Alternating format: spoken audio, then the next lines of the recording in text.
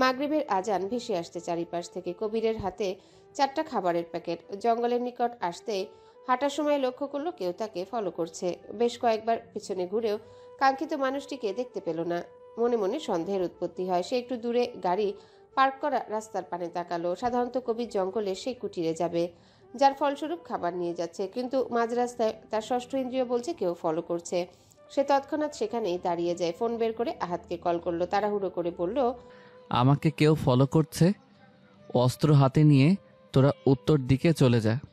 Phone পকেটে রেখে কবির চুপ করে দাঁড়িয়ে থাকলো। চোখ কান খোলা রেখে ভাবলো কিছু। এরপর খাবারের প্যাকেট গজারি গাছের পাশে রেখে উঠে দাঁড়ায়।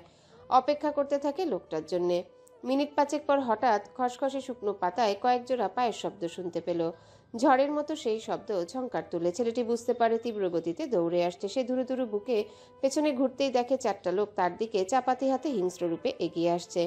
কবির ভয় না পেয়ে দৌড়ানো শুরু করলো পেছন দিকে, যেদিকে থেকে আহাদের আসার কথা। প্রচণ্ড গতিতে দৌড়াতে দৌড়াতে কোমর থেকে বন্দুক বের করলো। উল্টাপাল্টা গুলি বর্ষণ করে ফলাফল শূন্য। সে এবার হাঁপিয়ে ওঠে। গতি ধীর হতেই হঠাৎ পিঠে চাপাতির কোপ খেলো। তৎক্ষণাৎ পিঠ চেপে ধরে দুর্বল পায়ে দৌড়ায়। চিৎকার করে বলল, আহাত, কোথায় তুই? বিশাল দেহের লোকগুলো হিংস্র হয়ে তার নিকট চলে আসছে। কবিরের হাতের বন্দুক পড়ে রইল দূরে। লোকগুলো একজন আরেকজনের দিকে তাকিয়ে বিশ্রী হাসে। কবির অগ্নিদৃষ্টি নিক্ষেপ করলো। পাশে পড়ে যাওয়া বন্দুক হাত বাড়িয়ে নেওয়ার মাঝেই কালো করে মোটা লোকটার হাতে পা রাখলো। পিষিয়ে দিতে দিতে বলল, তুই আমাগর মারবি? বাইসা ফিরতে দিমুরা। এইবার কই যাইতেছিলি? সাপন রে কোথায় লুকাইছস? কবির চোখ খিচে নেয়। বাম হাত দিয়ে লোকটার পা সরাতে চাইল, কিন্তু মোটাসোটা দেহের লোকটার পা এক বিন্দুও সরাতে পারল না। উল্টো পাশ থেকে চাপাতি শক্ত করে ধরে আরেক লোক কবিরের পেট বরাবর কোপ দিতে যায়। এই বড় চাপাতির একটা কোপ যদি কারোর পেটে লাগে, তৎক্ষণাৎ নাড়ি ভুড়ি বের হয়ে যাবে। কবির ভয়ে শিউরে উঠে। ভাবলো এদের হাত থেকে আজ বেঁচে ফিরতে পারবে না। মারিয়ার মুখটা মনে করে কষ্টে কান্না চলে আসে। ভাবলো আজ যদি সত্যি মারা যায়, মারিয়ার কি হবে? আহাত কি আসবে না? এখনো আসছে না কেন? সামনের লোকটি এক কদম নিকটে আসতে সে চোখ বন্ধ করে চিৎকার দিল। তৎক্ষণাৎ তাকে আঘাত করতে আসা লোকটা গগন কাঁপুনি চিৎকার করে মুখ থুবড়ে মাটিতে লুটিয়ে পড়ল। হাতের চাপাতি পড়ে রইল দূরে। আকস্মিক ঘটনায় অন্য 3জনের চোখ বড় বড় হয়ে যায়। থতমত খেয়ে ভয়ে পেছনে ঘুরতেই দেখলো প্রায় 12 জন লোক চারিপাশে ঘেরাও করেছে। হঠাৎ চারিপাশ নীরবতায় ছেয়ে যাওয়ায় কবির ধীরে ধীরে চোখ খুলে। তার হৃৎপিণ্ড তখনও অনবরত লাফাচ্ছে। চোখ খুলেই নজর পড়ে আহাদের হাতে রক্তাক্ত চকচকে ছুরি, যা দিয়ে একটু আগে কবিরকে মারতে আসা কালো লোকটাকে মেরেছে। কবির খুশি হলো। লোকগুলো দমে যায়নি। হাতের অস্ত্র নিয়ে তেড়ে গেল আহাদের দিকে, যাতে একটু হলেও প্রাণ হাতে নিয়ে পালাতে পারে। কিন্তু আহাদ আজ তাদের ছাড়লে তো? পেছন থেকে রায়হান আরেকজন পেটে ছুরি নিয়ে ঘাও দিয়ে মুচড়ে দিল। ব্যথায় আর্তনাদ করে চাপাতি ফেলে দেয়। আর রায়হান লোকটার পেটে বসে পাগলের মতো ছুরি দিয়ে আঘাত করতে থাকে। শেষে প্রাণ হারায় সেখানে। আহাদ বাকি একজনের দিকে তাকিয়ে বলল, চুপচাপ আমার প্রশ্ন উত্তর দিলে ছেড়ে দেব, নয়তো ওদের মতোই জ্যান্ত পুঁতে ফেলব। লোকটা চোখের সামনে 3জনের লাশ দেখে থরথর করে খাচ্ছে। হাতের চাপাতি শক্ত করে ধরে উচ্চস্বরে বলল, কি করবি আজ? তোগোর সবগুলোরে পুইতা রাখমু। তৎক্ষণাৎ তার কথা শুনে সবাই হেসে ওঠে। কবির উঠে দাঁড়িয়েছে আগেই। পিঠে সে আঘাত থেকে গলগলিয়ে রক্ত পড়ছে। সে সামনে দাঁড়িয়ে বলল, কে পাঠিয়েছে তোদের? নাম বল। লোকটা ভয়ে শুকনো ঢোক গিলে। রায়হান রাগে লোকটার দিকে তেড়ে যেতে উত্তেজিত কণ্ঠে বলল, বিশ্বাস করেন, আমরা আইবার চাই নাই। আমাকেও শহীদ খন্দকার পাঠাইছে তার পোলার খোঁজ খবর দিয়া যাওয়ানের লাইগা। এই জন্যই আমরা আইতাছিলাম। ওরা আবারও উচ্চস্বরে হাসলো। আহাদ নিচ থেকে চাপাতি নিয়েই লোকটার গলা বরাবর জোরে কোপ বসায়। তৎক্ষণাৎ মাথা থেকে আলাদা হয়ে যায়। রক্ত ছলকে মুহূর্তেই জঙ্গলের পাতা ভিজে যায়। 3টি তরতাজা লাশের দিকে তাকিয়ে আহাদ ছেলেপুলেদের বলল, রাতের মধ্যে জঙ্গল পরিষ্কার কর, এই জানোয়ারের লাশগুলো দূরে কোনো নদীতে ফালিয়ে দে। ছেলেগুলো ঝটপট কাজে লেগে পড়ল। ওরে একটু ধর, হাসপাতালে নিতে হইব। রায়হান কবিরকে ধরে বলল। দুজনে মিলে ধরাধরি করে গাড়িতে উঠায়। রায়হান ড্রাইভিং সিটে বসে বলল, সাবধানে থাকিস, ওই শাহিন খন্দকার কুত্তার বাচ্চায় কিন্তু আবার লোক পাঠাবে। কোনোভাবেই জানতে দেওয়া যাবে না সাফান কোথায়, নয়তো সব চাল উল্টে যাবে। নোটি ছেলের আমি আদর করবো, তুই যা, ওরে ডাক্তার দা। ওই বাঙ্গিপুত একবার খালি আয়ুক, যান বাইর করবো। এত সাহস, লোক পাঠায় কা? নিজে আইবার পারে না? রায়হান দ্রুত চলে যায়। আহাদ জঙ্গলে হাঁটতে হাঁটতে প্রমুখকে কল করে বলল, শাইন খন্দকার লোক লাগাইছে স্যার, ওর পোলার জন্য পাগল হইয়া গেছে। একটু আগে কবিরে ফলো করতে করতে এই জায়গায় পৌঁছে গেছিল, কিন্তু বাইচা ফিরতে পারে নাই। সবগুলা জান বের করছি। যত দ্রুত পারেন ওই শাইনে কিছু করেন, নইলে ঝামেলা হইয়া যাইব। প্রমুখ কপালে স্লাইড করতে করতে বলল, শাহিন খন্দকারকে নজরে নজর রাখো, কোথায় যায় কি করে সব ডিটেলস আমার চাই। কানে গেছে, যতই খোঁজা ট্রাই করো কোনো লাভ হবে না। রাকিব চৌধুরীর 2 মেয়ে, বড় মেয়ের নাম রাইমা, ছোট মেয়ের নাম লাবণ্য। রাইমার বিয়ে হয়েছে বছর 5 আগে, এখন জামাইয়ের সাথে অস্ট্রেলিয়ায় থাকে। বছরে একবারও সময় পায় না দেশে আসার, মাঝখানে শুধু একবার জামাই সহ এসেছিল। যোগ্য পাত্রের হাতে তুলে দিয়ে রাকিব চৌধুরী যেন স্বস্তি পেলেন। রাইমা যখন পেটে তখনই প্রমুখ এ বাসা থেকে পালিয়ে যায়। এরপর অনেক বছর রাকিব চৌধুরী তাকে খুঁজেও কোনো ঠিকানা পায়নি। নিজেকে দোষী ভেবে দিনের পর দিন কাটাতো। বোনকে হারানোর পর প্রমুখই ছিল তার একমাত্র চিহ্ন। সেই চিহ্নটুকু আগলে ভালোবেসে রাকিব চৌধুরী রাখতে পারেনি। বিভিন্ন জায়গায় হারানো বিজ্ঞপ্তি দিয়েও আশানুরূপ ফল পায়নি। এভাবে 3 বছর পর ভেবেই নিল প্রমুখ বেছে নেই। লিনাকেও মন খারাপ করতে দেখতো মাঝে মাঝে, কিন্তু তার ভাবনা সম্পূর্ণ ভুল করে প্রায় 12 বছর পর হঠাৎ একদিন তার অফিসে পা রাখে প্রমুখ। ম্যানেজারকে বলে রাকিব চৌধুরীকে ডাকার জন্য। মিটিং শেষে যখন বেরিয়ে আসে সামনে, প্রমুখকে দেখে অবিশ্বাস্য দৃষ্টিতে তাকিয়ে থাকলো। বড় হওয়ার সাথে সাথে দেহের গঠন পাল্টালেও চোখ মুখ হাসি পাল্টে যায়নি। প্রমুখ তার হতবাক হয়ে দাঁড়ানোর মাঝে কাছে এলো, চোখের সামনে তুড়ি বাজিয়ে গম্ভীর কণ্ঠে বলল, খুশি হনি মামা? রাকিব চৌধুরী চোখ থেকে অশ্রু গড়িয়ে পড়ে, জাপটে জড়িয়ে ধরে কান্না করে দেয়। প্রমুখ নিজের খোলস ছেড়ে বেরোয় না, চুপ করে দাঁড়িয়ে থাকলো। রাকিব চৌধুরী প্রায় 5 মিনিট পর তাকে ছাড়লো। 2 হাতে চোয়াল ধরে পাগলের মতো চুমু খেয়ে বলল, এত বছর কোথায় ছিলি বাবা? কত জায়গায় গিয়ে তোকে খুঁজেছি, কোথাও পাইনি। আল্লাহর কাছে কেঁদেছি, একটাই দোয়া, শুধু তুই বেঁচে থাকিস, একদিন যেন দেখা হয়। দোয়া কবুল হতো তো।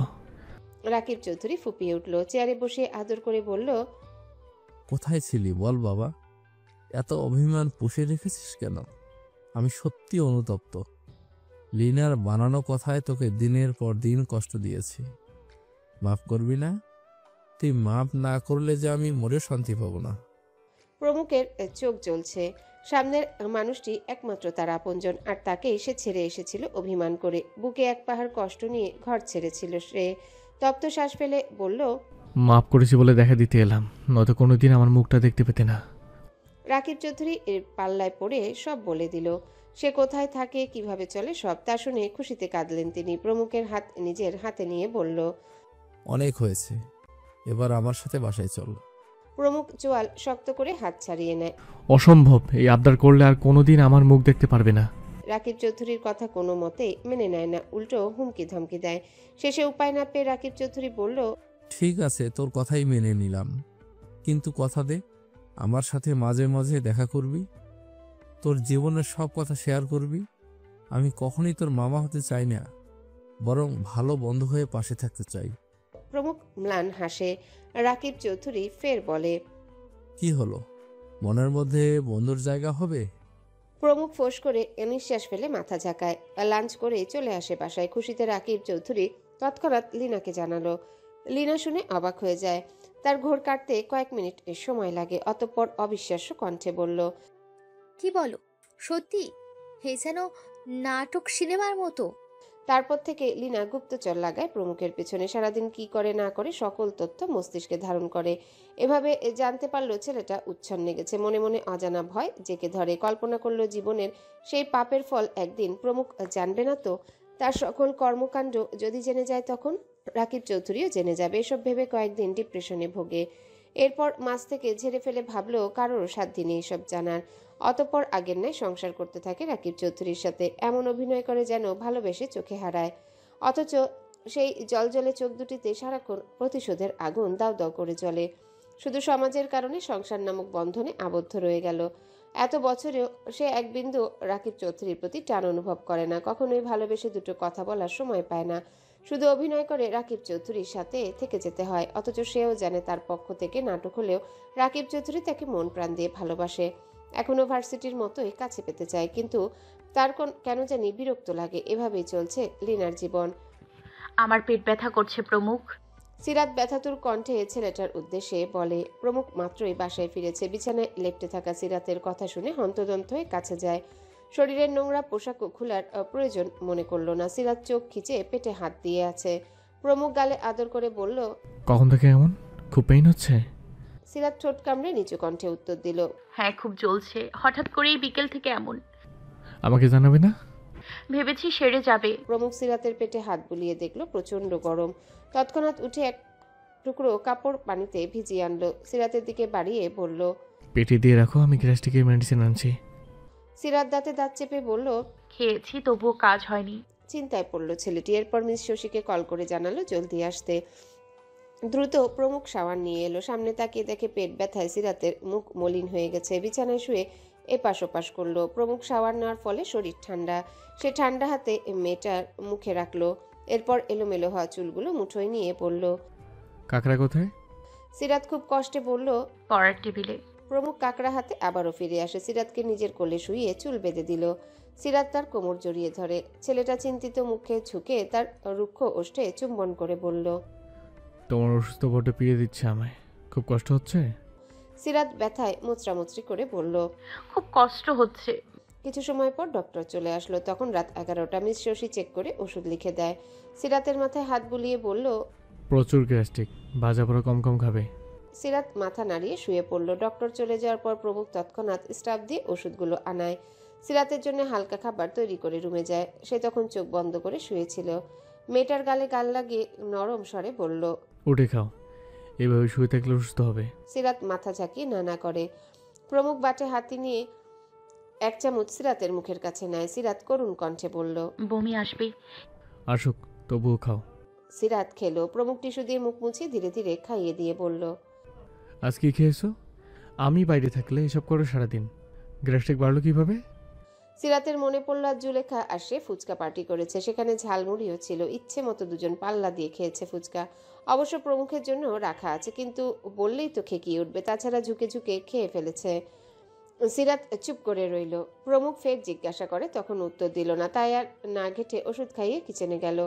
সব ঠিকঠাক করে আসার সময় চোখ গেল ডাইনিং টেবিলে। বড় বাটিটা ঢাকনা দিয়ে ঢাকা। সে কৌতূহলবশত খুলতেই তৎক্ষণাৎ চোখ কপালে যায়। মেজাজ চটে গেল সপ্তম আকাশে। বাটিটা হাতে নিয়ে সিরাতের কাছে দাঁড়াতে চোরের মতো চুপসে গেল সে। প্রমুখ দাঁতে দাঁত শক্ত করে বলল, এসব খাওয়া হচ্ছে? কতগুলো বানিয়েছো? এই বাটির এক বাটি। ওঠো, বাকিগুলো তুমি খাবে। সিরাত হালকা ঢোক গিলল। মিনমিনে কণ্ঠে বলল, এগুলো আপনার জন্য রেখেছি। এত দলে কবে থেকে হলে? সিরাত চুপ করে থাকলো। প্রমুখ রাগান্বিত গলায় বলল, ওঠো, ওঠো বলছি। সিরাত মুখ কালো করে শুয়ে থাকলো। হঠাৎ ব্যথায় চোখ খিচে নেয়। তৎক্ষণাৎ প্রমুখ বাটিটা পাশে রেখে সিরাতের ঘাড়ে হাত রেখে কপালে চুমু খেয়ে বলল, কোথায় ব্যথা করছে বলো? সিরাতের চোখ বেয়ে অশ্রু গড়িয়ে পড়ল। প্রমুখ অস্থির হয়ে সেই পানি মুছিয়ে গালে নাকে চুমুকে আদর করলো। আকুল গলায় বলল, আর কখনো এসব খাবে না, মনে থাকবে। সিরাত তাকে জড়িয়ে ধরে বুকে মাথা গুজল। প্রমুখের ঘাড়ে হাত রেখে চুল খামচে ধরে কান্না মিশ্রিত কণ্ঠে বলল, আর খাবো না, আমাকে একটু জড়িয়ে ধরে থাকুন, কষ্ট হচ্ছে। কখন ভালো হব? প্রমুখ আলতো হাতে জড়িয়ে ধরে মেয়েটার চুলে মুখ ঢুকিয়ে পিঠে হাত বুলিয়ে দিল।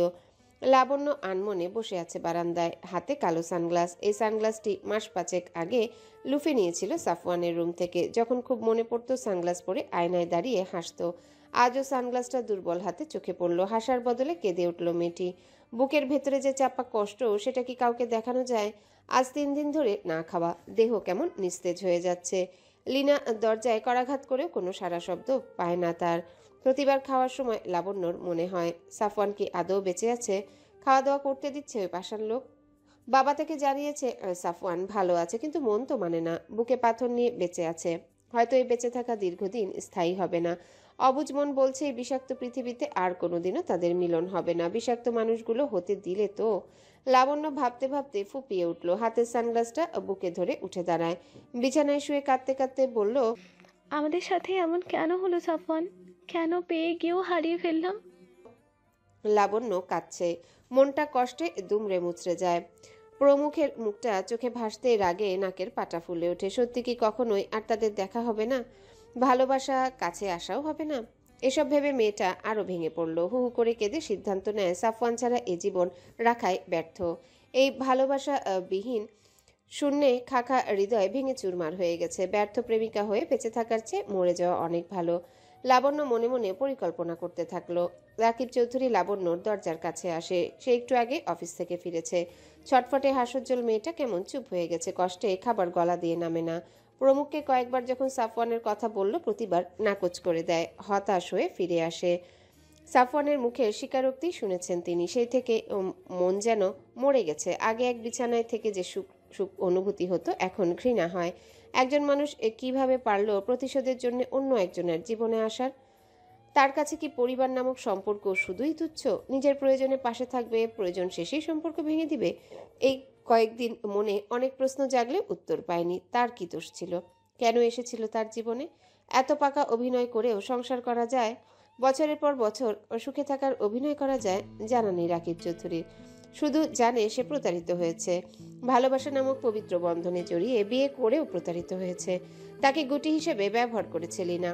কষ্টে তার কলিজা কেঁপে ওঠে। আজকাল খাওয়া দাওয়া ঠিক মতো হচ্ছে না, কারণ লিনার মতো সে অভিনয় করতে পারে না। লিনা দিব্যি হাসি খুশি মুখে ঘুরে বেড়াচ্ছে, যেন কিছুই হয়নি। রাকিব চৌধুরী মেয়ের দরজায় নক করল। লাবণ্য মা, দরজা খুলো, বাবা এসেছে। লাবণ্য বালিশে মুখ গুজে কাঁদছে। তার কোনো ইচ্ছা নেই দরজা খোলা। রাকিব চৌধুরী আবারও ডাকলো, ও মা, মা, এভাবে দরজা বন্ধ করে রাখলে আমি কষ্ট পাই, খুলো মা। লাবণ্য ফুপিয়ে উঠে বলল, চলে যাও বাবা, চলে যাও। সাফওয়ান না আসা পর্যন্ত আমি এখানেই থাকবো। তোমার ভাগ্নেকে বলো ওকে ছেড়ে দিতে। সাফওয়ান আমার সামনে যেদিন আসবে ওই দিন আমি ভাত মুখে তুলবো। আগে খাওয়া দাওয়া করে সুস্থ হও, আসো মা। লাবণ্য টু শব্দটিও করল না, চুপচাপ নিঃশব্দে কেঁদে যাচ্ছে। বুকের ভেতরের কষ্ট কাকে দেখাবে সে? রাকিব চৌধুরী দীর্ঘশ্বাস ফেললো। কয়েকবার ডেকে চলে যায় রুমে।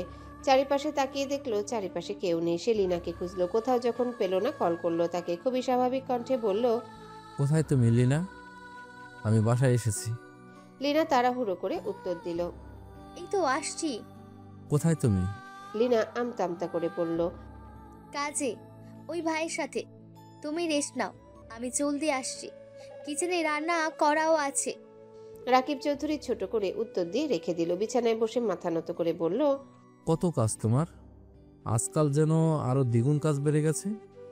তোমার গুণধর ভাই খুবই মহৎ মানুষ। তোমার ভাষায় যাকে বলে ভাজা মাছ উঠলে খেতে পারে না। রাকিব চৌধুরী উঠে দাঁড়ালো। ফোন বের করে প্রমুখের ভিডিওটা দেখলো। সাফওয়ান ঠিক তার বাবার মতো। যখনই রাকিব চৌধুরী লিনাকে খারাপ মানতে কষ্ট হয় তৎক্ষণাৎ ভিডিওটা দেখে। দেখা শেষে তার চোখ দুটি জ্বালা ধরে। মুহূর্তে মনে পড়ল দরকারি কাগজপত্র কালকে অফিসে নিয়ে যেতে হবে। গায়ের ঘামযুক্ত ড্রেস নিয়ে আলমারিতে খুঁজতে লাগলো। পুরো আলমিরা তন্ন তন্ন করেও খুঁজে পেল না। অতঃপর ঘরের সকল জিনিসপত্র খোঁজা শুরু করে। একসময় ড্রয়ার খোঁজার সময় চোখে পড়ল উল্টে যাওয়া ছবির দিকে। কৌতূহলবশত হাতে নিয়ে ধরতে যার চোখ দুটি অস্বাভাবিক বড় হয়ে যায়। এক দৃষ্টিতে সেদিকে তাকিয়ে চোখ বন্ধ করে দেয়। অনুভব করলো কেমন অস্থির অস্থির লাগছে। সময় নষ্ট করলো না। ঝটপট পকেটে ছবিটা পুরে ড্রয়ার বন্ধ করলো। এরপর অফিসের কাগজপত্র খুঁজতে খুঁজতে পেল আলমিরা সে আগের ড্রয়ারেই। স্বস্তির নিঃশ্বাস ফেলে লিনা আসার আগে সেই ছবিটা নিরাপদ স্থানে রেখে দীর্ঘশ্বাস ফেলল। সব জিনিসপত্র গুছিয়ে আফসোসের সুরে বলল, পৃথিবীর আর কোনো ছেলে পাওনি লিনা? শেষে তুমি আমার বোন জামাইকে ভালোবাসলে। এতটাই ভালোবাসো যে না পেয়ে প্রতিশোধের আগুনে মৃত্যুর আগ পর্যন্ত দুটির সংসার ভেঙে গুড়িয়ে দেওয়াও দুইবার ভাবলে না? কি এমন পেয়েছিলি ইহসানের মাঝে যা আমার ভেতর নেই? অথচ ইহসান তোমাকে পাত্তাও দিত না, আর আমি নিজের সর্বোচ্চ দিয়ে শুধু নিঃস্বার্থভাবে ভালোবেসে গেলাম। তবুও তোমার মনের ভেতর ঢুকতে পারলাম না, যার কারণে এখনো ইহসানের ছবি নিজের কাছে নিয়ে ঘুরে বেড়াও। নারীদের মন নাকি নরম হয়, তবে তোমার হৃদয় কেন এত কঠোর? এত বছর স্বামীর ঘর করেও ভালোবাসতে পারলে না? কেমন নারী তুমি? সত্যি কি একটুও ভালোবাসা মায়া জন্মায়নি আমার প্রতি? এত পাষণ্ড হতে পারলে? 2%ও কি ভালোবাসা ডিজার্ভ করি না আমি? তবে কি তোমাকে ভালোবাসা অন্যায় ছিল? অন্ধ হয়ে ভুল মানুষের সাথে এত বছর সংসার করেছি। রাকিব চৌধুরী বিছানায় শুয়ে পড়ল। ছবিটার কারণ নয়, স্বয়ং ইহসান চৌধুরীর। যুবক বয়সের ছবিটি এখনও লিনা যত্ন করে রেখে দিয়েছিল। হয়তো ভার্সিটির কোনো অনুষ্ঠানে বক্তব্য দিচ্ছে। তার অজান্তেই সেই সুযোগে লিনা ছবি তুলে নেয়। 8 দিন পরের ঘটনা। ছেলের শোকে রাহেলা নাওয়া খাওয়া বন্ধ করে দিয়েছে। বাসায় সেকেন্ডে সেকেন্ডে শাহিন খন্দকারের সাথে ঝগড়া লাগে। এক পর্যায়ে রাহেলাকে তিনি বলেন ছেলে সুস্থ আছে, তবুও মায়ের মন শান্ত হয় না। তিনি নিঃশব্দে কাঁদতে থাকে। এত বছর ধরে সংসার শুধু অসহায় নারী বলেই করে গেছেন। গ্রামের নিম্নবিত্ত পরিবারের মেয়ে সে। বাবা অন্যের বাসায় খেটেখুটে সংসার চালাতো। রাহেলার ছিল 5 বোন। অভাবে সংসারে খাওয়াই চলতো না, সেখানে পড়াশোনা দূরের বিষয়। রাহেলা ছিল বড়। তার বাবার কথা ছিল ছেলে কাজ করলেই বিয়ে দিয়ে উদ্ধার করবেন। হঠাৎ একদিন গ্রামে শাহিনের বাবা কাজে যায়। আগে থেকে বিশাল অর্থের বড়লোক তারা। শিক্ষিত বাবার ছেলেটা উশৃঙ্খল বকাটে নেশাখোর হওয়ায় ভয়ে ভয়ে ছিলেন। কিছু বললেই বাবাকে মারতে আসতো। একদিন গ্রামে যাওয়ার পর রাহেলাকে দেখেন, তৎক্ষণাৎ সম্বন্ধ ঠিক করেন। এক প্রকার জোর করে শাহিনের সাথে বিয়ে দেয়। কোনো মতেই ছেলেটা রাজি ছিল না। বড়লোক বাবার ছেলে কিনা গ্রামের খ্যাত মেয়েকে বিয়ে করলো, এটাই বারবার মনে হতো তার। বোকা সহজ সরল মেয়েটা বাসর ঘর থেকে অত্যাচার নির্যাতন সহ্য করে যায়, কখনো মুখ ফুটে প্রতিবাদ করতে পারে না। প্রতিদিন মদ খেয়ে মাতাল হয়ে বাসায় ফিরে নারী সঙ্গ উপভোগ করে, রাহেলার গায়ে হাত তুলে। একটা নারী এত জুলুম সহ্য করতে পারে? তার শ্বশুর একদিন বড় ছেলের এসব কিছু সইতে না পেরে স্ট্রোক করে। একমাত্র ননদ লিনাও ভাইয়ের সাথে তাল মিলিয়ে রাহেলাকে অত্যাচার করত। হঠাৎ করে রাহেলা সিদ্ধান্ত নেয় গ্রামে ফিরে যাবে, কিন্তু এতগুলো বোনের কথা ভেবে নিশ্চুপ থেকে যায়। শাহিন খন্দকার তার সাথে প্রতিনিয়তই কাজের লোকের মতো আচরণ করত। খুন খারাপি, মদ, জুয়া এসব রাহেলার চোখে পড়তেই কান্না করা ছাড়া উপায় থাকতো না। মুখের উপর কথা বললেই শাহিন খন্দকার হিংস্র পশুর ন্যায় মারধর করত। একসময় শ্বশুর ভালো হয়, তিনি ভেবেছিলেন বখাটের ছেলেটা বউ পেলে ভালো হয়ে যাবে, কিন্তু উল্টো আরও খারাপ হয়ে যায়। শ্বশুরের কথা মতো রাহেলা বাবু নেয়। কয়েক মাস পর কুল আলো করে সাফওয়ানের জন্ম হয়। রাহেলা ভেবেছিল এবার শাহিন ভালো হবে আর ছেলেটাকে সে তার মতো করে গড়ে তুলবে, কিন্তু শাহিন ভালো হয়নি, উল্টো পরিকল্পনা করে অন্য কিছু। এক সময় লিনা পালিয়ে যাওয়ার পর দ্বিতীয়বারের মতো স্ট্রোক করে মারা যায়। এটাও জানতে পারেনি তার মেয়ের পালিয়ে যাওয়ার মাঝে বড় ছেলে শাহিনের হাত আছে। শ্বশুরের মৃত্যুর পর রাহেলা আরও অসহায় হয়ে পড়ে। ছেলে নিয়ে নিশ্চুপে জীবন চালাতে থাকে। চোখের সামনে খুন করলেও টু শব্দ করারও জো নেই। নয়তো এক কোপে জান বের করবে, নয়তো বাড়ি ছাড়া করবে। একা মেয়ে কোথায় যাবে সে? এত বছর ওই চরিত্রহীন লাফাঙ্গা স্বামীর ঘর অনিচ্ছা সত্ত্বেও করতে হয়েছে, যার শাস্তিস্বরূপ আজীবন ভোগ করতে হবে। ছেলেটার অধঃপতনে আরও পাগল হয়ে গেছেন তিনি। তার মতো জীবন কি আদৌ কারো নয়? মুখ বুঝে সহ্য করা ছাড়া উপায় নেই। বাপের টাকায় শাহিন খন্দকার ফুটানি করে ছেলেকেও শেষে খুনি বানালো, তার হাতে অস্ত্র ধরতে শিখালো। ছেলের চক্করে পড়ে কয়েকদিন ধরে নেশা করা হয় না। সেই পরিকল্পনা করে শাহিন খন্দকার আজ বারে এসেছে, মেয়ের বয়সী নারীদের সাথে নাচছে, আর হাতে আছে মদের গ্লাস, যা এত সময় তিনি অগণিত গিলেছেন। এতটাই মাতাল হয়েছে যে আশেপাশে সব রঙিন মনে হচ্ছে ওনার কাছে। এক মেয়েকে নিজের কোলে বসিয়ে মদ গিলছেন। তৎক্ষণাৎ লিনা খন্দকারের ফোন আসে। তিনি টলমল চোখে কল রিসিভ করে বলল, কে? লিনা খন্দকার গলা শুনেই বুঝে ফেলে তার গুণধর ভাই কি করছেন। চারিপাশের মিউজিকের আওয়াজ শুনে হতাশ হলো সে। এই বুড়ো বয়সেও বাড়ি গিয়ে ফুর্তি করছে। কিছুটা রুড়ো কণ্ঠে লিনা খন্দকার বলল, ভাইয়া, এটা মজা করার সময় নয়। মদ না গিলে মাথা খাটা। এই কয়েকদিন যতগুলো লোক লাগিয়েছি সবগুলো গুম হচ্ছে। কেন হচ্ছে জানো? ওরা চারপাশ ঘিরে রেখেছে, কোনো ক্লুই পাচ্ছি না। মনে হচ্ছে বড়সড় ফাঁসা ফেসে যাব। আর তুমি এখন মদ গিলছো? পরিকল্পনা করো, পরিকল্পনা। আরও লোক লাগাও। লিনা চিৎকার করা কথাগুলো ওনার কান পর্যন্ত গেল কিনা সন্দেহ। কোলে বসে থাকা মেয়েটার মাথায় হাত বুলিয়ে দাঁত বের করে হাসলো।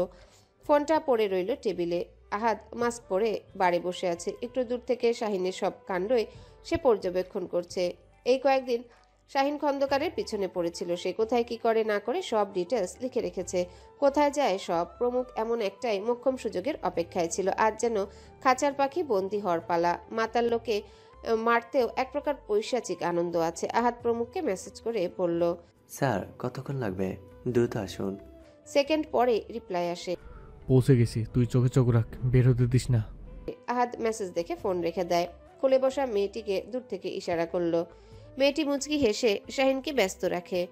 আজ যখন আহাদ বুঝলো শাহিন খন্দকার এখানে আসছে, তৎক্ষণাৎ বাড়ির একটা মেয়েকে মোটা অঙ্কের টাকা দিয়ে ভাড়া করে। মেয়েটাও আশ্বাস দেয় সর্বোচ্চ চেষ্টা করবে। প্রমুখ উপরে ওঠার আগেই মেয়েটা শাহিন খন্দকারকে উঠিয়ে ডান্স করতে থাকলো। শাহিন খন্দকার পকেট থেকে টাকা বের করে তার মুখে ছুঁড়ে মারে। মেয়েটি বাঁকা হেসে তার হাত নিজের কোমরে রাখলো। তৎক্ষণাৎ মাস্ক পরে সেখানে প্রমুখ উপস্থিত হয়। আহাদের পাশে দাঁড়িয়ে দেখতে থাকে বুড়ো লোকের ফুর্তি।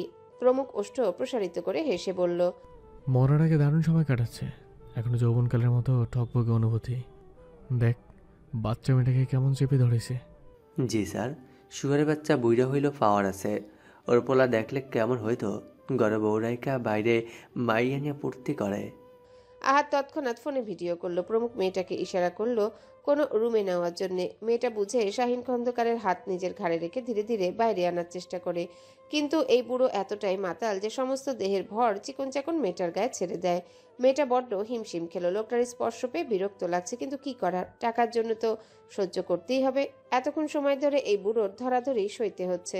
আহাদ বুঝতে পেরে এগিয়ে গেল। মেয়েটা রুমের দরজার কাছে পৌঁছাতে আহাদ নিচু কণ্ঠে বলল, তুমি আবার যাও, থ্যাংক ইউ, টাকা পেয়ে যাবে। মেয়েটা ঠোঁট কামড়ে বলল, ডিল বাড়াই দিয়েন, ওই বুইরা আমার অবস্থা নাজেহাল করছে।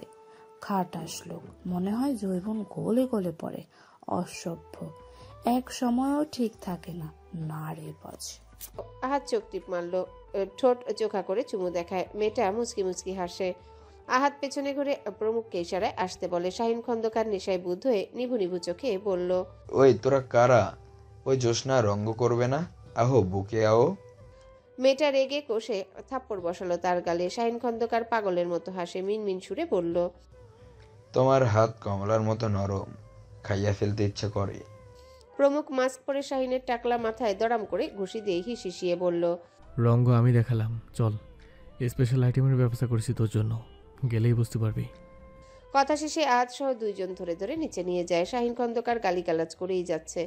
মাঝে মাঝে প্রমুখের শক্ত থাপ্পড় খেয়ে চুপ হয়ে যায়, আবার তেতে উঠে। আহাদ গাড়িতে বসিয়ে হাত পা বাঁধলো, গলায় শক্ত করে চেপে ধরে বলল, তোরে সহ্য করতেছি খুব কষ্টে, গালি দিলি কে শয়তান? তোর মরণ কুয়া রেডি করছি, ওইখানে নিয়ে যাই। শাহিন খন্দকার নেশায় নিভু নিভু চোখে কাউকে চিনতে পারছে না, সবার মুখে মাস্ক। আহাদ সামনে বসে ড্রাইভ করলো। প্রমুখ বাঁকা হেসে দুইটা মদের বোতল বের করে, এরপর শাহিনের মুখে চেপে ধরে বলল, জন্মের খাও খেয়ে নে, একটু পর কলেজে থেকে তোর পাখিটা উড়ে যাবে। জায়গাটা নির্জন, ছোট্ট একটা মাটির কুটির, যেখানে বড়জোর 8 থেকে 9 জন লোক দাঁড়িয়ে থাকতে পারবে। প্রমুখ হাতে সিগারেট খানা ঠোঁটে চেপে সবগুলো ধোঁয়া নাক দিয়ে বের করছে। তার দুই পাশে কবির, আহাদ আর রায়হান, তিনজন তীক্ষ্ণ চোখে তাকিয়ে সামনের মাতাল লোকটিকে দেখছে। একটা কাঠের শক্ত চেয়ারে হাত পা বাঁধা অবস্থায় শাহিন খন্দকার, চোখে মুখে কালো কাপড় বাঁধা, যার ফলে কথা বলতে পারছে না, তবে ঘুমিয়ে যাচ্ছে অনবরত। তার থেকে 8-9 হাত দূরেই হাতমরা হয়ে মেঝের সাথে লেপ্টে আছে সাফওয়ান। চোখে মুখের অবস্থা শোচনীয়, গায়ে শুধু প্যান্ট, তাও ময়লায় জর্জরিত।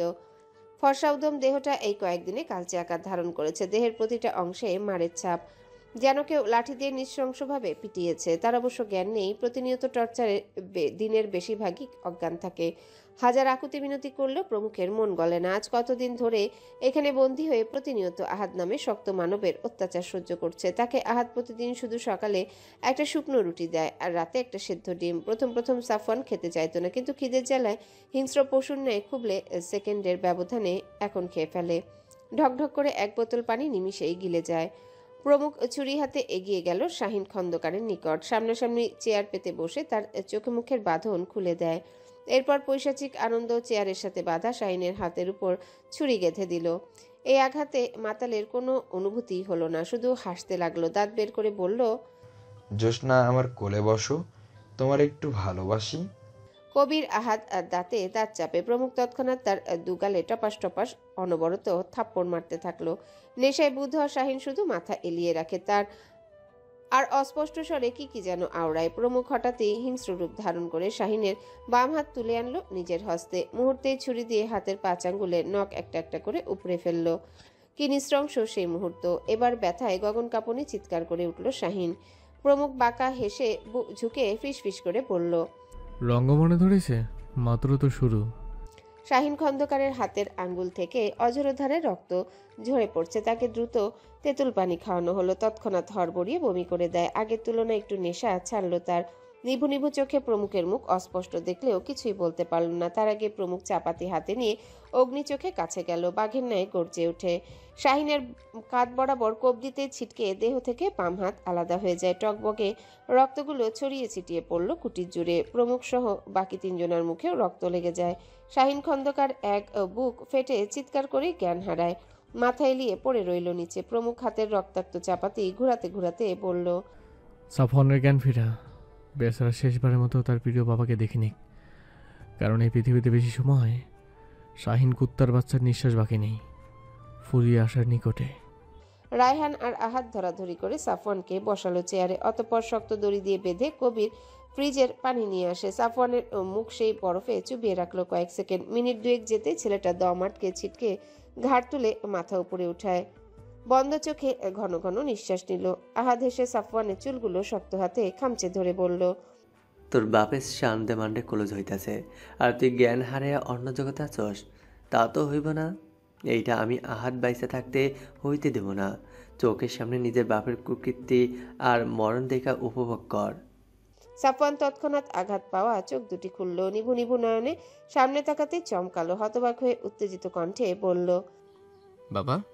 প্রমুখ রায়হানকে ইশারায় সবকিছু ভিডিও করতে বলল। এরপর সাফওয়ানের উত্তেজিত ও হওয়ার মুহূর্তে শাহিন খন্দকারের মাথা বরাবর একের পর এক মনের সুখে কোপ দিতে থাকে। প্রথম কোপ দেওয়ার সময় শাহিন খন্দকার গুঙিয়ে চোখ মুখ উল্টে ফেলল। অবিশ্বাস্য চোখে বড় বড় হওয়ার মাঝে মাথার মগজ বেরিয়ে যায়। তৎক্ষণাৎই সেখানেই নিঃশ্বাস আটকে গেল আজীবনের জন্য। সাফওয়ান বন্দি কবুতরের ন্যায় আহত দেহে ছুটাছুটি করতে থাকে, হাত পায়ে শক্ত দড়ি মোচড়াতে মোচড়াতে ওঠার চেষ্টা করে চিৎকার করে, কুত্তার বাচ্চা, আমার বাবাকে মেরে ফেললি। আমার বাবা, ও বাবা, তুমি কেন এখানে এসেছো? বাবা গো, এই কুত্তার বাচ্চা শেষমেশ তোমাকেও আমার কাছ থেকে কেড়ে নিল।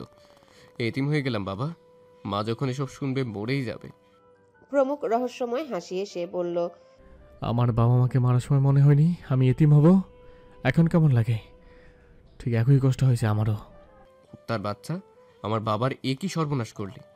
সাফওয়ানের চোখ ফেটে রক্তের মতো গরম অশ্রু গড়িয়ে পড়ল। প্রিয় বাবা হারানোর বেদনায় পাগলের মতো ছুটার জন্য ছটফট করছে। প্রমুখ শাহিন খন্দকারের ঠান্ডা নিস্তেজ দেহে শেষবারের মতো পেটে কোপ দিয়ে নাড়িভুড়ি বের করে ফেলল। কি বিভৎস সেই দৃশ্য! একজন সাহসী শক্ত মানুষের কেউ এই দৃশ্য দেখলেও আটকে উঠবে। সাফওয়ান উচ্চস্বরে বাবা বাবা করে গলা ভেঙে ফেলল, রাগে কষ্টে কান্না করতে করতে বলল, বাবা গো, আমাদের সুখের সংসার শেষ হয়ে গেল। ও বাবা, কি হয়ে গেল এসব? প্রমুখ তেড়ে এসে তার শক্ত হাত দিয়ে ঠাস করে থাপ্পড় বসায় সাফওয়ানের গালে। ছেলেটার চোখ মুখ বিধ্বস্ত, ঠোঁট দিয়ে রক্ত পড়ে, শুকিয়েও গেছে। প্রমুখে চোয়াল চেপে ধরে হিসিয়ে বলল, চুপ, একদম চুপ। একটা কথা বললে তোর বাবার মতোই অবস্থা করব। কথা শেষে রায়হানের করা ভিডিও একজনের হোয়াটসঅ্যাপে পাঠিয়ে দিল। ছোট্ট করে মেসেজ করে, নেক্সট আপনার সিরিয়াল লীনা খন্দকার। ও সরি, আমার আব্বুর পাত্তা না পাওয়া এক ব্যর্থ নারী, অহংকারী নারী। শাহিন খন্দকারের খণ্ড বিখণ্ড দেহ থেকে রক্তের ঢল নেমে গেল তৎক্ষণাৎ। সম্পূর্ণ মাটির মেঝেটা লাল রং ধারণ করলো। সারা মেঝেতে ছড়িয়ে ছিটিয়ে আছে দেহের অংশ। বাবার এত কুৎসিত মৃত্যু তাকে যে নিজের চোখে দেখতে হবে কশ্চিনকালেও ভাবেনি। কষ্টে দুমড়ে মুচড়ে গেল ভেতরটা। ছোটবেলা থেকে শুরু করে এই পর্যন্ত বাবার সাথে কাটানো সমস্ত ঘটনা চোখের সামনে ভেসে উঠল। সবসময় তাকে রক্ষা করেছে ঢাল হয়ে দাঁড়িয়ে, অথচ ভাগ্যের নির্মম পরিহাসে কি ভয়ঙ্কর মৃত্যুই না হলো। সাফওয়ান তৎক্ষণাৎ ভাবল, তাকেও কি এত কষ্ট দিয়ে মারবে? যদি মারে, এখনো কেন মারছে না? আকাশ পাতাল ভাবা শেষে মুখটা থমথমে করল। আহাদ বাড়ির সেই শাহিনের কর্মকাণ্ডের ভিডিও সাফওয়ানের সামনে প্লে করে বলল, দেখ নোটিস ছেলে, তোর পবিত্র বাপের কীর্তিকলাপ। শুয়ারের বাচ্চা একটা মেয়ের বয়সী নারীর সাথে ঘষাঘষি চিফাচিফি শুরু করে দিছিল। শেষ আবার রঙ্গ করবার বেড়ে যাইয়া। তোর মা এসব জানে না। আহাদ চোখ মুখ কুচকে ফের বিরক্ত হয়ে বলে, এই কুত্তার বাচ্চার জন্য কান্দস? উল্টা খুশি হ। এই কুলঙ্গারের বাচ্চা থাকার অধিকার নাই, যে কিনা ঘরে বউ রেখা এসব করে। ছেলে বিয়ে দেওয়ার বয়সে নিজে মেয়েবাজি করে। সাফওয়ান দুর্বল চোখে 25 সেকেন্ডের ভিডিও দেখলো। তৎক্ষণাৎ হু করে ভেতরটা ভেঙে যায়। বিশ্বাস হচ্ছে না এটা তার বাবা। মনকে বুঝাতেই পারল না। ঘৃণায় গা গুলিয়ে আসলো তার। তবে এখন সে বুঝলো প্রমুখ কিভাবে পেয়েছে ওনাকে। সে সামনে তাকে শেষবারের মতো জন্মদাতা পিতার এমন বিভৎস দৃশ্য দেখতে না পেরে গগন কাঁপুনি চিৎকার করে জ্ঞান হারায়। রায়হান, আহাদ আর কবির ততক্ষণে শাহিন খন্দকারের লাশ কাটাকাটি করে বস্তায় ভরছে। লীনা খন্দকারের চোখে ঘুম নেই। রাত বাজে 3টা। সেই যে বাড়ে থাকাকালীন শাহিন খন্দকার কল কেটে দিল, আর ভুলেও কল করেনি। বিছানায় এপাশ ওপাশ করে অনবরত কল দিতে থাকে। অন্য পাশ ঘুরে শুয়ে পড়ায় রাকিব সকল কিছুই অবলোকন করছে নিশ্চুপে বন্ধ রুমে। ঘুমের ভান করে থাকলেও চোখে এক ফোঁটা ঘুম নেই। দুশ্চিন্তায় মাথা টনটন করছে। লীনার প্রতারণার প্রতিটি ঘটনা তার মস্তিষ্কে উকি দিচ্ছে। লিনার শাহিন খন্দকারকে কল করার মাঝে হোয়াটসঅ্যাপে অপরিচিত এক কন্ট্যাক্ট থেকে টুং করে মেসেজ আসে। পরপর 4টা মেসেজ দেখে কপাল কুঁচকে গেল তার। মুহূর্তে আঙ্গুলের সাহায্যে ভেতরে সে আইডির ভিতর ঢুকতে 2টি অড ভিডিও শো করলো। তৎক্ষণাৎ উত্তেজনায় কেঁপে উঠল সে। ভিডিও প্লে করতেই ভেসে এলো শাহিনের আর্তচিৎকার। চাপাতির একের পর এক কোপে তার ছোট্ট মাথা খণ্ডবিখণ্ড হয়ে চারিপাশে ছিটকে পড়ছে। একটু আগে তরতাজা দেহ এমন বিভৎস রূপ ধারণ করতে পারল কিভাবে সম্ভব? দিন দিন তাদের পরিকল্পনা সব শেষ হয়ে যাচ্ছে, ফেসে যাচ্ছে সবাই। একমাত্র বড় ভাইকেও কিনা প্রমুখ ঘন্টার ব্যবধানে খুন করে ফেলল। কেমন যেন স্বপ্ন মনে হচ্ছে। অজানা চিন্তায় ভয়ে থরথর করে কেঁপে উঠল সে। একটু ভিডিও দেখেই সে চিৎকার করে উঠল। হাতের ফোনখানা সাথে সাথে কাপা হাতে পড়ে গেছে বিছানায়। তার দেহখানা মনে হচ্ছে তীব্র ঠান্ডায় ঠকঠক করে কাঁপছে। রাকিব চৌধুরী এবার শুয়ে থাকতে পারল না। উঠে বাতি জ্বালিয়ে জিজ্ঞাসা করল, লিনা, কি হয়েছে? লিনা চোখ দুহাতে বন্ধ করে কেঁদে উঠে ফুপিয়ে ফুপিয়ে বলল, ওরা আমাকে মেরে ফেলবে রাকিব, তুমি আমাকে বাঁচাও। রাকিব চৌধুরী পূর্ণ দৃষ্টি মেলে লিনাকে পর্যবেক্ষণ করলো। ততক্ষণে লিনা তাকে শক্ত করে জড়িয়ে ধরেছে। হাত পা গুটিয়ে তার বুকে লেপ্টে থাকার চেষ্টা করছে যাতে কেউ তাকে ধরতে না পারে।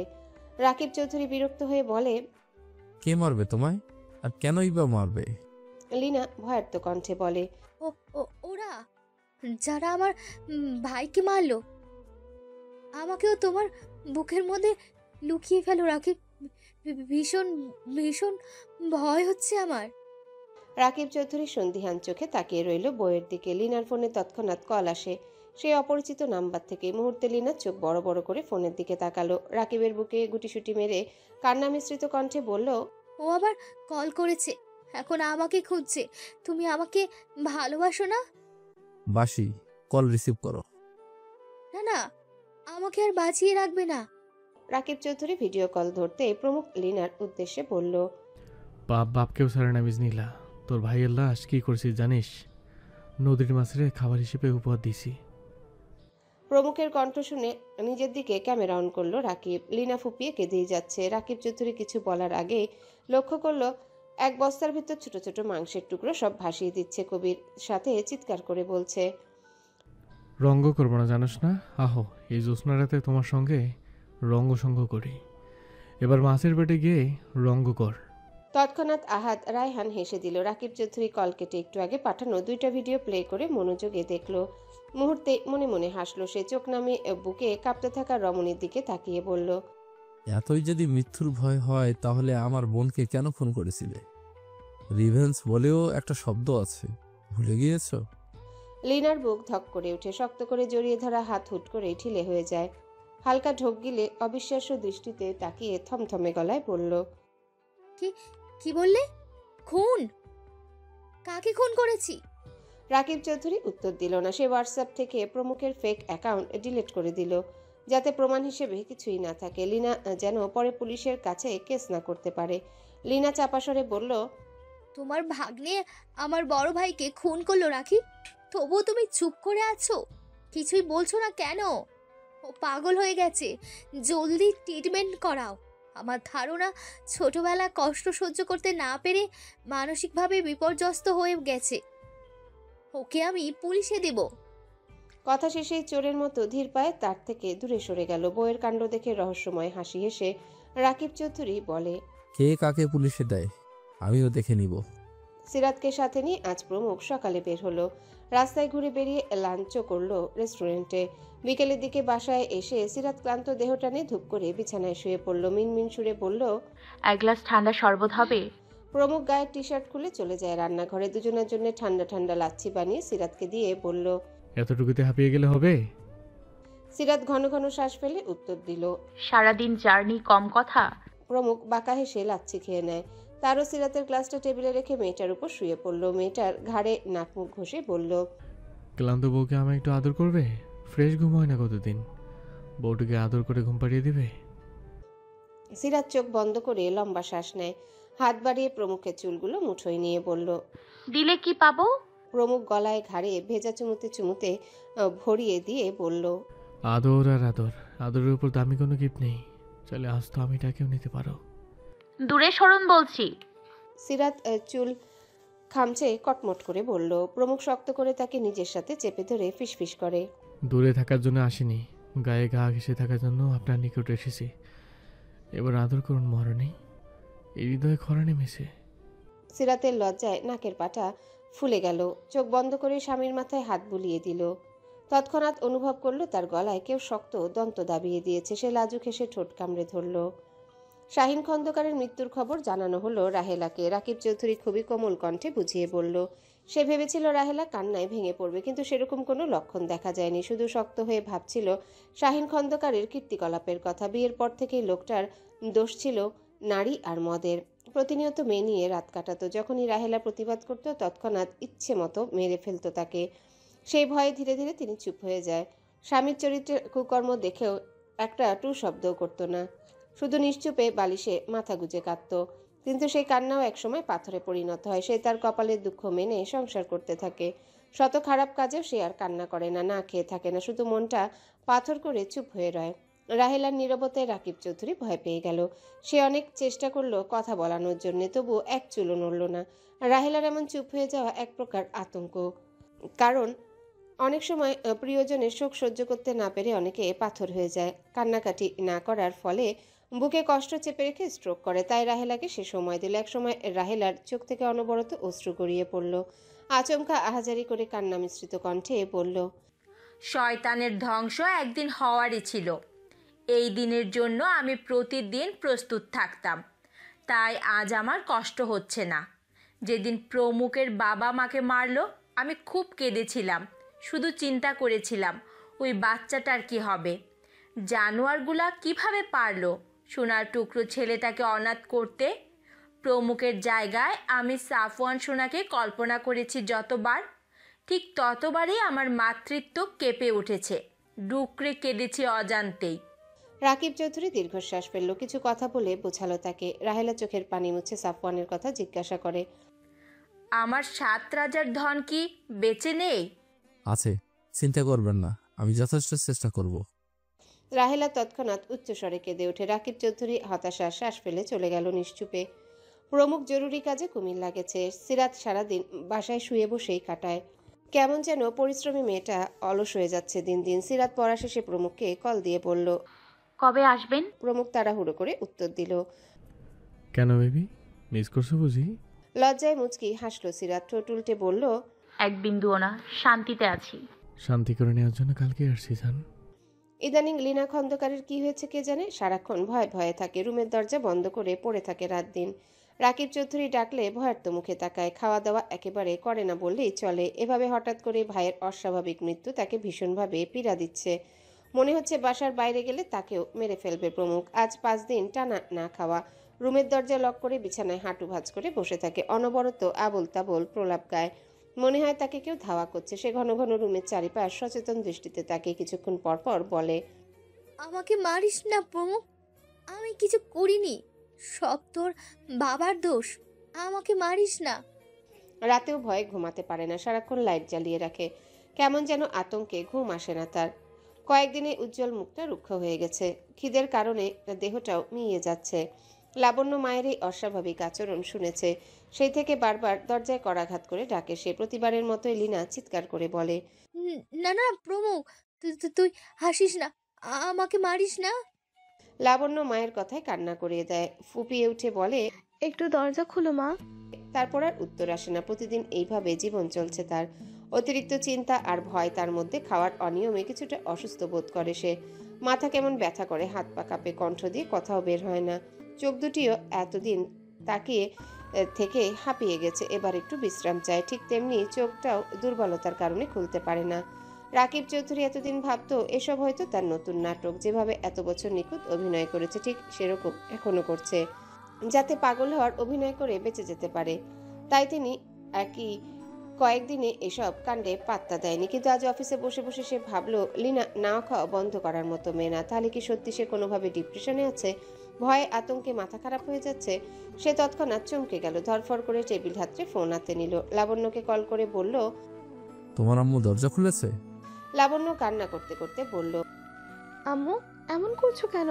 দরজা খুলছে না, আমি খাবার নিয়ে অনেক ডেকেছি। রাকিব চৌধুরী চোখ বন্ধ করে চিন্তিত হয়ে বলল, আমি আসছি। ফোন রেখেই তিনি ভাবতে থাকেন এত বছরের সুখের সংসারের কথা, কি মিষ্টি ছিল প্রতিটা দিন, প্রতিটা সময়, প্রতিটা মুহূর্ত। অথচ আজ তাদের সুখের সংসারে ভিড়েছে অশান্তি।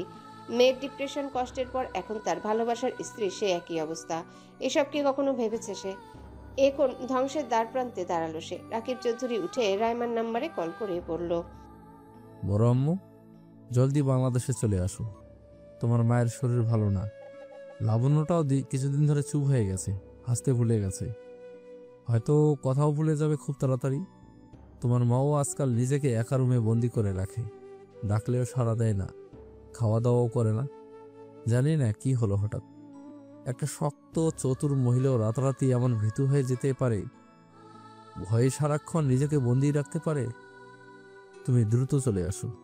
প্রমুখের আজ রাতে আসার কথা থাকলেও সে আসতে পারেনি। সিরাতকে জানায় কালকে আসবে। একরাশ মন খারাপ নিয়ে মেয়েটা ডিনার করতে গেল। আজকাল মাছ দেখলেই গা গুলিয়ে আসে। মাছ প্রিয় মেয়েটি গন্ধই সহ্য করতে পারে না। ভেবেছিল মাছ খেতে খেতে রুচি চলে গেছে, তাই শুটকি ভর্তা খাওয়ার শখ করলো। তার কথা মতোই দুপুরে ঝাল লবণ চড়া করে মজাদার ভর্তা করে দেয় জুলেখা। কিন্তু খাওয়ার জন্য নিচে যেতে এক ভোটকা গন্ধে সে প্রায় বমি করবে করবে ভাব। তৎক্ষণাৎ রুমে ফিরে আসে, বেসিনে চোখ মুখ ধুয়ে পড়ে রইল বিছানায়। দুপুরে আর খাওয়াই হয়নি। রাতে খুব করলা ভাজি খেতে ইচ্ছা করছিল, সেই ভেবে নিজেই করেছে। সারা জীবন করলা দেখে নাচ ছিটকানো সিরাতও আজ অমৃতর মতো খেয়ে নিল। আজকের মতো মজা কখনোই লাগেনি তার। সে রুমে শুয়ে মেয়েটি ভাবছিল এসব কি হচ্ছে, হঠাৎ কি হলো তার।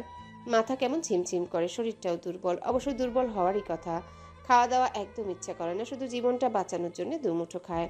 বিছানায় শুয়ে সায়রাকে বিষয়টা জানালো। কিছুক্ষণ পরে সায়রা উচ্চস্বরে হেসে কি যেন বলল। তৎক্ষণাৎ সিরাত চমকে উঠে।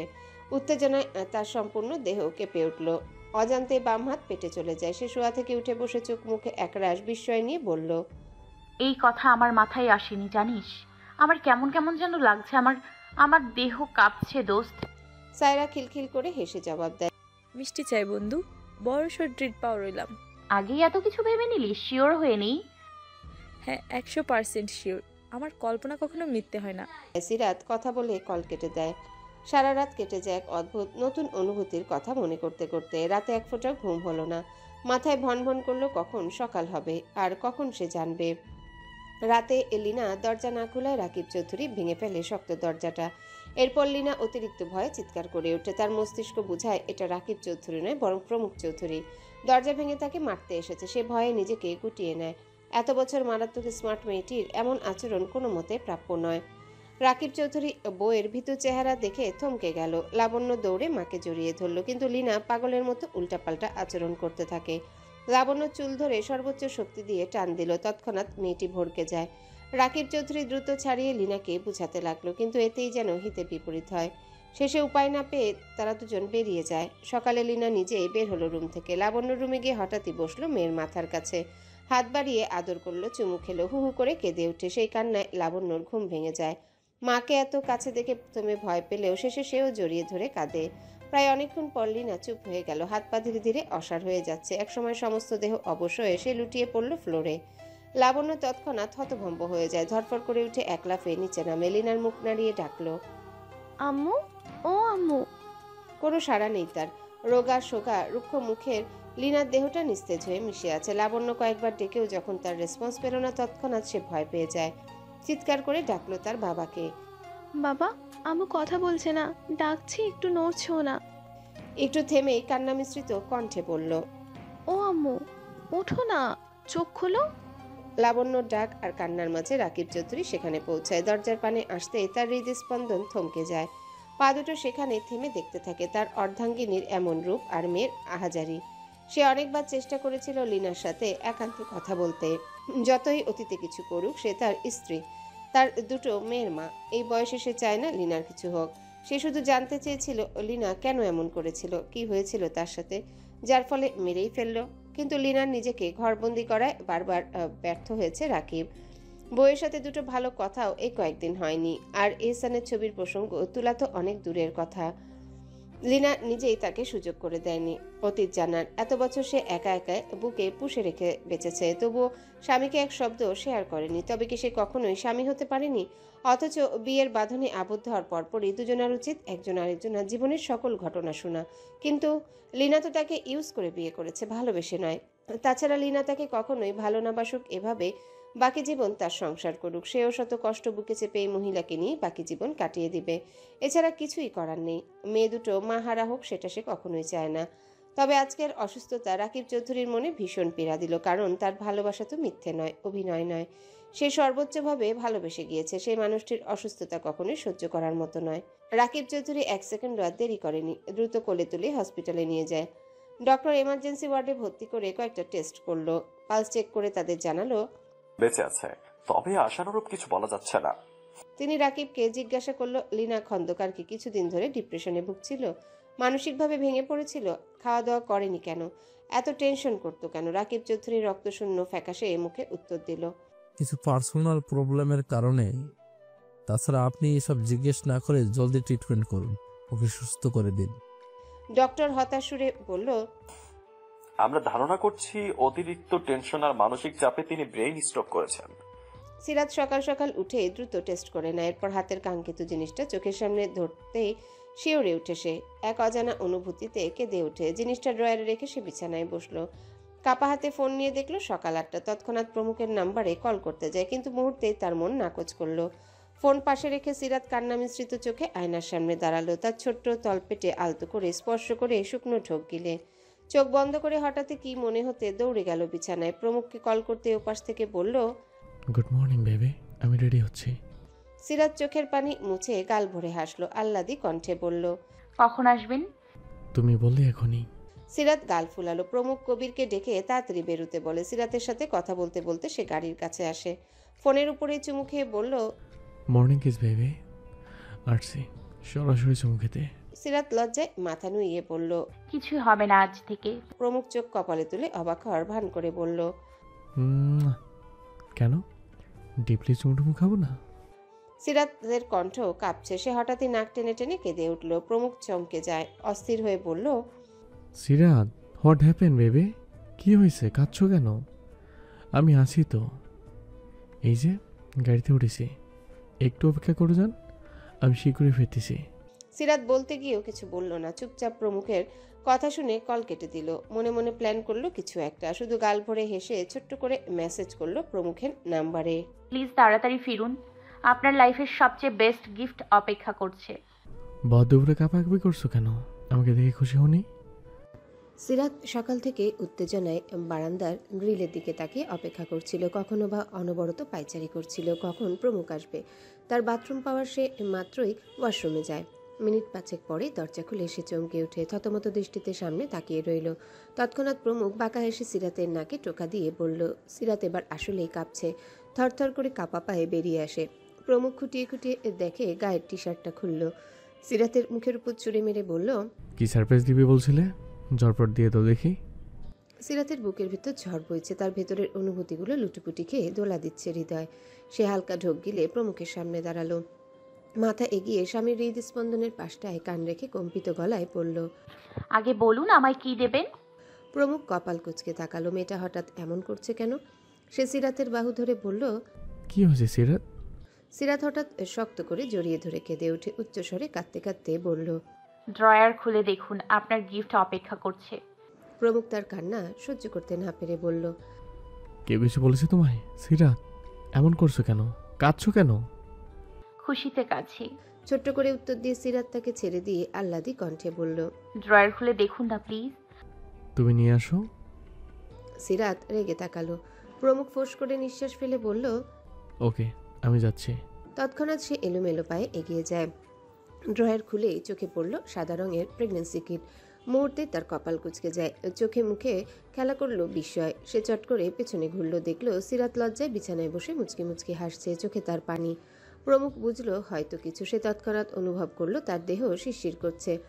ছেলেটি চোখ মেরে হাতে তুলে নিল, চোখের সামনে রেখে তীক্ষ্ণ নজরে পড়ল জলজল করা দুটি লাল দাগ। তার গলা শুকিয়ে আসে তখন। হাত উল্টে পাল্টে কিটটা দেখে আলুথালু পায় সিরাতের কাছে যায়। হাতের কিট বাড়িয়ে চুপ করে দাঁড়িয়ে রইল। আজ এই প্রথমবার তার চোখ দুটি জ্বলছে, কর্নিশ বেয়ে গরম অস্ত্র গড়িয়ে পড়বে ভাব। সিরাত বিছানার চাদর খামচে ধরেছে, মাথা তুলছে না কিছুতে। কিছুক্ষণ সময় গড়ালো। প্রমুখ হঠাৎ ধপ করে হাঁটু গেড়ে বসে সিরাতের কান্না মিশ্রিত মুখের দিকে তাকিয়ে অস্পষ্ট স্বরে বলল, এটাই তোমার সারপ্রাইজ? সিরাত মাথা ঝাঁকালো, উথাল পাথাল করা হৃদয় নিয়েই বলল, আপনি খুশি হননি? প্রমুখ চমকে উঠল। তার সমস্ত কায়া শিউরে ওঠে। সে কিভাবে বললে সিরাত বুঝবে? জীবনের সবচেয়ে খুশি সেই মুহূর্তে হয়েছে। যদি সময় থামিয়ে দেওয়া যেত, স্টিল সে এই সময়টা থামিয়ে দিত। প্রমুখ অতিরিক্ত উত্তেজনায় সিরাতের পেট জড়িয়ে ধরল, সেখানে অজস্র চুমু দিতে থাকে। সিরাত হতবিহ্বল হয়ে গেল। পরক্ষণে নিজেকে সামলে প্রমুখের মাথায় হাত রাখলো। ছেলেটা আজ থামবার নয়। নাক মুখ ঘষে ঠোঁট চেপে ফিসফিস করে বলল, সিরাত দেখো আমি কাঁদছি। কি বোকা বোকা কথা। প্রমুখ লম্বা শ্বাস ফেলে বলল, তুমি আসলে প্রেগনেন্ট? এসব কি স্বপ্ন নাকি সত্যি সিরাত? তোমার এখানে আমার চিহ্ন? সিরাত ঠোঁট কামড়ে কান্না থামিয়ে বলল, আমারও বিশ্বাস হচ্ছে না। প্রমুখ হেসে ফেলল। তার চোখে অশ্রু। সে মাথা উঠিয়ে সিরাতের চোখে চোখ রাখলো, কপালে কপাল ঠেকিয়ে চোখ বন্ধ করে। কিছু সময় এভাবে নীরবতা পালন করলো তারা। ছেলেটি ভাবলো তার অংশ কলিজার টুকরে পৃথিবীতে আসবে, একদিন তার বুকে জায়গা করবে। এসব কি সত্যি? তার বিশ্বাস হচ্ছে না। সে সিরাতের কপালে গালে চুমু খেতে খেতে ঠোঁট গিয়ে থামলো। তার ওষ্ঠ এগিয়ে নেওয়া আগেই মেয়েটি নিজের ঠোঁট ডুবিয়ে দেয়। প্রমুখের চুলে হাত গুলিয়ে আবেশে চুম্বন করলো। ছাড়ল না। প্রমুখও ইচ্ছে করে জোরে কামড় বসালো। সিরাত চোখ খিচিয়ে নেয়। হঠাৎ দুষ্টু বুদ্ধি মাথায় চেপে ধরে সেও ছেলেটার ওষ্ঠ কামড়ে বসলো।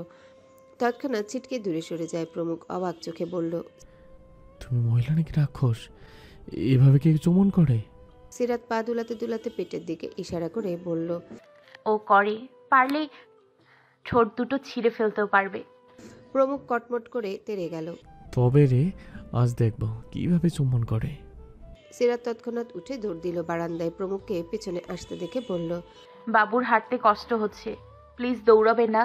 বাবু আর চুমু খেতে চায় না। এই অসভ্য পুরুষের থেকে তো আরও নয়। প্রমুখ মুহূর্তেই পেছন থেকে তাকে জড়িয়ে ধরল। সামনে ঘুরিয়ে রেগে তাকায়। সিরাত খিলখিল করে হেসে কিল বসায় তার বুকে। প্রমুখ মেয়েটার গলায় নাক মুখ ঘষে পেটে আলতোভাবে স্লাইড করতে করতে বলল, বাবু সত্যি চুমু খেতে চায় না, কিন্তু না চাইলেও আমার চুমুর গভীরতা উপলব্ধি করতে হবে। কি বলো বাবুর আম্মু? ছাড়ুন, আজ থেকে অন্য রুমে থাকবেন, কারণ আপনি কাছে আসলে উল্টাপাল্টা কাজ করেন। বলা তো যায় না কখন কি করে বসলেন। প্রমুখ তার কথায় ছোট ছোট করে তাকালো, চোয়াল শক্ত করে বলল, উল্টো পাল্টা কাজ মানে? তুমি কি বুঝতে চাইছো? আমি তোমায় আদর যত্ন করবো না, দূরে দূরে থাকবো? অসম্ভব, এটা কোশ্চিন কালেও সম্ভব নয়। রুমের বাইরে পা দিলে ঠ্যাং ভেঙে ঝুলিয়ে রাখবো, অন্য রুমে থাকা তো দূরের কথা। সিরাত লজ্জায় বুকে মুখ গুজে চোখ বন্ধ করে নেয়। প্রমুখ শক্ত করে জড়িয়ে ধরল, ফিসফিস করে বলল, বাবুর মাম্মা আমার কাছে কি গিফট চাই? আজকে থেকে কলিজা ভুনা করেও খাওয়াতে রাজি। এত বড় সারপ্রাইজ আমি হজম করতে পারছি না। সিরাত বুকে মাথা রেখে প্রমুখের বুকে ছোট ছোট চুমু খেয়ে বলল, কথা দিন লাইফে কখনো আমাকে কষ্ট দেবেন না, এভাবেই আজীবন ভালোবেসে যাবেন। প্রমুখ তার চুলে নাক ডুবিয়ে ঘ্রাণ টেনে জবাব দিল, তার বলবে ভালোবাসা কত প্রকার ধীরে ধীরে বোঝাবে। এখনো তো অর্ধেক আদর করিনি, তাই প্রেগনেন্ট হয়ে গেলে যদি পুরোটা করি কি হবে ভাবতে পারছো মাইজান? লজ্জায় সিরাত কিল বসালো প্রমুখের বুকে। ছেলেটি উচ্চস্বরে হেসে উঠল। পাপ কখনো বাপকেও ছাড়ে না, তেমনি কাউকে আঘাত করলে প্রবাদটির মতোই সবাই কোনো না কোনোভাবে শাস্তি পায়। লিনার অবস্থা হয়েছে ঠিক সেরকম। প্রমুখকে কিছু করতে হয়নি, প্রকৃতি নিজেই তার পাপের শাস্তি অনেক ভয়াবহভাবে দিয়েছে, যার ফলে সারা জীবন এই পাপের ফল সে ভোগ করবে। ব্রেন স্ট্রোক মারাত্মক, অনেকে সাথে সাথে মারা যায়, আবার কেউ মরার মতোই বেঁচে থাকে। ডক্টর বিকেলে রাকিব চৌধুরীকে হতাশ মুখে জানালো সে আর কখনো স্পষ্টভাবে কথা বলতে পারবে না। স্মৃতিশক্তিও লোপ পেয়েছে তার, কাউকে চিনতে নাও পারতে পারে, আর যদি চিনে সেটা ম্যাজিক। দেহের ডান পাশটা অবশ হয়ে গেছে, হাত বাঁকা। আজীবন ওষুধ খেয়ে অসুস্থ হয়ে বাঁচতে হবে। তাকে হসপিটালে নিয়ে আসতে আসতে অনেক দেরি হয়ে গেছে। মস্তিষ্ক অতিরিক্ত চাপ নিতে না পারায় তিনি স্ট্রোক করে বসে। রাকিব চৌধুরী এসব শুনে একটা কথাই ভাবলেন, তার বোনের সংসার ধ্বংস করায় দিন শেষে সেও শাস্তি পেল। এতদিন ধরে তার মনে কি চলছে শুধু সেই জানে। সে ডক্টরকে চিন্তিত হয়ে বলল, ও কি আর কখনো হাঁটতে পারবে না? ডক্টর হয়তো তার মনের কথা বুঝলো, তপ্ত শ্বাস ফেলে উত্তর দিল, এখন সে বাচ্চাদের মতো হয়ে গিয়েছে, তাকে প্রচুর যত্নের মধ্যে রাখতে হবে। খাওয়া দাওয়া, গোসল, তার সাথে সময় কাটানো, সবকিছুই আপনাদের খেয়াল করতে হবে, রোগী যেন আপসেট না হয়ে পড়ে। আরেকটি কথা, ওষুধ ঠিক মতো খাওয়াবেন। রাকিব চৌধুরী ডক্টরের কেবিন থেকে বেরিয়ে আসলো। সে একাই কথা বলতে গিয়েছিল। লিনাকে রাখা কেবিনে প্রবেশ করে দেখলো লাবণ্য চুপচাপ চেয়ারে বসে কান্না করছে। সামনেই বেডে নিথর হয়ে শুয়ে আছে লীনা খন্দকার। রাকিব চৌধুরী এগিয়ে গিয়ে মেয়ের মাথায় হাত রাখতে লাবণ্য পেছনে ঘুরল। বাবাকে পেয়ে দু হাতে কোমর জড়িয়ে ফুপিয়ে কেঁদে ওঠে, বাবা, আমুকে আর কখনো ভালো হবে না, আমি কিভাবে একা থাকবো? রাকিব চৌধুরী তৎক্ষণাৎ চোখ বন্ধ করে নিল, নিজেকে স্বাভাবিক করে উত্তর দিল, ভালো হয়ে যাবে। লাবণ্য হঠাৎ মুখ তুলল, ক্রোধে থরথর করে কেঁপে এলো পাতারি কিল বসালো বাবার বুকে, পেটে পাগলামি করে চিল্লিয়ে চিল্লিয়ে বলল, ডক্টরের কথা আমি সব শুনেছি বাবা, তুমি আমাকে মিথ্যা বলছো। আম্মু আর কোনোদিনও ভালো হবে না, আমাকে লাবণ্যমা বলে ডাকবে না, খাইয়ে দেবে না, হাসবেও না, আমাকে বুকে জড়িয়ে ধরে আর আদর করবে না বাবা, কিচ্ছু করবে না। আমি মরে যাচ্ছি বাবা, মরে যাচ্ছি। কথা বলে উচ্চস্বরে কান্না করতে থাকলো, হাত দুটি থামিয়ে ধপ করে ফ্লোরে বসে আহাজারি করতে থাকে। তার মা কেন কথা বলবে না, এখনো জেগে উঠছে না কেন? রাকিব চৌধুরী মেয়েকে জড়িয়ে ধরে নীরবে অশ্রু বিসর্জন দিল। তৎক্ষণাৎ এত চিৎকার চেঁচামেচিতে কেবিনে 3টে নার্স আসে। তাদের এমন অস্বাভাবিক আচরণে বকাঝকা করলো। লাবণ্যকে জোর জবস্তি করে মেয়ে নার্স 3টা নিয়ে যায় অন্য রুমে। লাবণ্যর পাগলামি সময়ের সাথে সাথে বাড়তেই থাকবে। কোনো মতে সে মাকে ছাড়া অন্য কোথাও থাকবে না, তার শরীরটাও ঠিক নেই। এতদিন সাফওয়ানের জন্য না খাওয়া বন্ধ করেছে, এখন আবার তার মা জননী। এই মুহূর্তে তার মতো হতভাগী আর একটাও নেই। সে তবুও দুর্বল শরীর নিয়ে তাদের হাত থেকে ছাড়া পাওয়ার জন্য ছটফট করলো। পাশের টেবিলের ওষুধপত্র জিনিসপত্র রেগে ফেলে দিল ফ্লোরে। শেষে রাকিব চৌধুরী দৌড়ে আসে। মেয়ের আচরণে তার মাথা ফাঁকা ফাঁকা লাগছে। এমন করলে সে কাকে ঠিক করবে? লাবণ্যর হঠাৎ পেটে ব্যথা হতে সে ব্যথাতুর শব্দ করলো, চোখ মুখ কুচকে দেহটা নুইয়ে যেতেই হড়বড়িয়ে বমি করে দেয়। তৎক্ষণাৎ ডক্টর এসে রাকিব চৌধুরীর সাথে কথা বলে 4জন নার্স জোর করে তাকে শুইয়ে দেয়। ঘুমের ইঞ্জেকশন পুশ করে তিনি চলে গেলেন। রাকিব চৌধুরীকে জানালো লাবণ্যর দেহটাও ঠিক নেই। তিনি মাথা চুল টেনে শুধু ভাবতে থাকে, এসব দুঃসময় কেন আসলো তার জীবনে? মাঝ সমুদ্রে দাঁড়িয়ে আছে সে, একটু শান্তি নামক বস্তু উধাও হয়ে গেছে। আরও কত বছর বাকি রইল, কিন্তু ভাগ্যের থেকে বেশি পাওয়া যায় না। যার সাথে হাতে হাত রেখে পায়ে পা মিলিয়ে হেঁটে মৃত্যুর আগ পর্যন্ত বাঁচতে চেয়েছিল, সেই মাঝ বয়সে অচল হয়ে গেল। ভুল মানুষকে ভালোবাসার ফল একেই বলে হয়তো। যেমন লীনা এহসানকে ভালোবেসে ভুল করেছিল, ঠিক তেমনি রাকিব চৌধুরীও ভাগ্যের নির্মম পরিহাসে একজন ভুল খুনি নারীকে ভালোবেসেছিল, যার ফলে 3জনের জীবনেই কোনো না কোনোভাবে ঝরে গেল। কেউ মরে বেঁচে যায়, কেউ বা মরার মতো বেঁচে থাকে, আর কেউ মনটা মরে গেলেও দেহ নিয়ে বাঁচে। লীনা তার বাকি জীবন শাস্তি পাবে, আর কখনো সে আগের মতো সুস্থ হয়ে বাঁচতে পারবে না।